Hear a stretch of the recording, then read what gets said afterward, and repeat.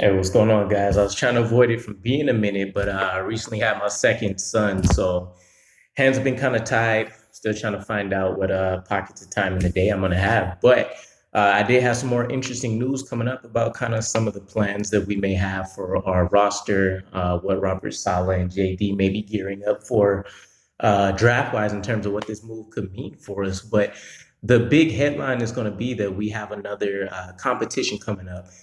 Recently talked about the one for George Fant and George Fant and Mekhi Becton for the left tackle position. And now essentially as our cornerback one or cornerback two, depending on if we go to free agency to grab what we would expect will be a cornerback one. We have a three-way battle between unexpectedly Bryce Hall and then Isaiah Dunn and Brandon Echols, at least according to the report. So it's a little shocking for a number of things. If we take it back to earlier in the season, right before the regular season actually started, we had the shocking news that we weren't going to keep Blessaun Austin, essentially releasing him last minute after what I would assume was a trade market that didn't end up developing for him. But Bryce Hall is really the standout. So we've seen during his rookie season, he had some flashes. And then we take it to this sophomore year of his, and he does, by all accounts, phenomenally well. Basically, a fringe cornerback one by essentially any metric that you can look at.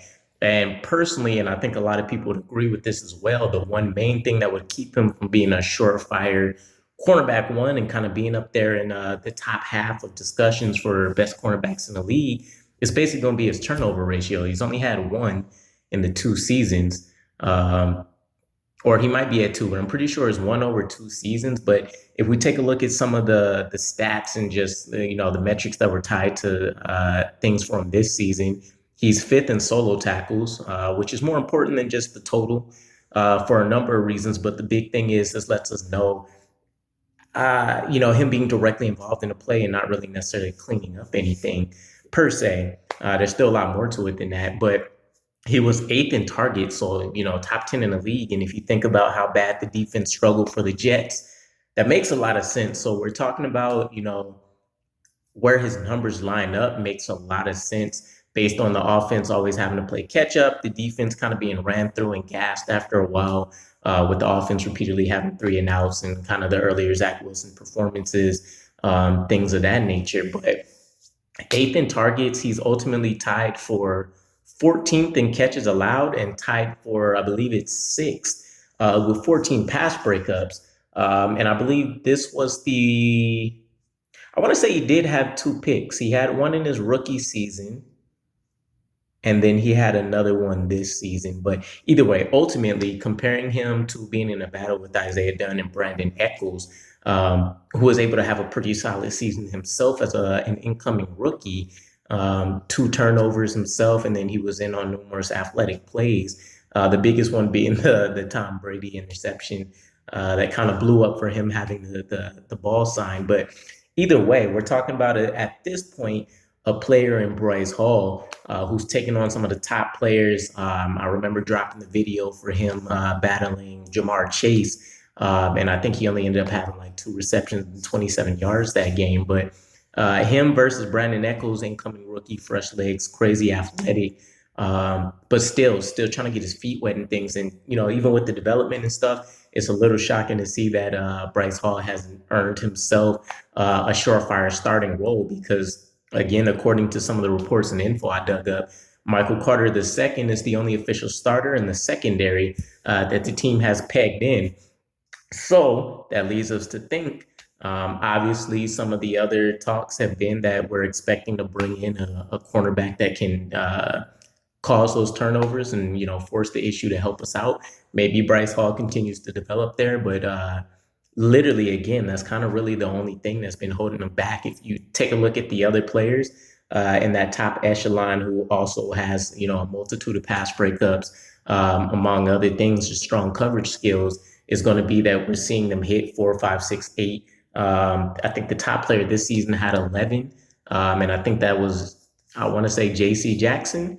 But either way, that's really the big separating divider right now. So if he can have a strong preseason and show a bit of that turnover ability, I think it'll end up being a moot point. But it's very interesting news again for a number of reasons there. But at this point, I'm going to continue to trust the process because for all indicators of what they wanted to do with starting as many rookies as we did, we have seen the actual progress. A lot of the frustrations were more on the offensive. Then the defensive side, outside of run defense being pretty porous and some of the things that we've naturally been able to at least rely on, not necessarily being there 24/7, but that comes when you transition from a 3-4 to a 4-3, all new principles. Even some of the veterans that are on there, maybe they've necessarily never done that, like a CJ Mosley. So there's a lot of moving pieces, but going into year two, of Robert Saleh, I think we're going to see a lot of maturity in a lot of these players. But let me know what you guys think. I do, in the back of my mind, consider that Bryce Hall probably isn't going to lose to a Brandon Echols and Isaiah Dunn. Keep in mind, Brandon Echols being a cornerback, late round pick, more athletic traits than necessarily cornerback instinctual play going on there. So they hope to develop that. And then Isaiah Dunn, who we provided a lot of the we gave him one of the biggest undrafted free agent contract deals. I think it was somewhere around like 120,000 to come ball. So we're still expecting him to be a big piece moving forward. And again, especially for a lot of the draft conversations that we're having, keep in mind this is probably what we're going to start expecting moving forward.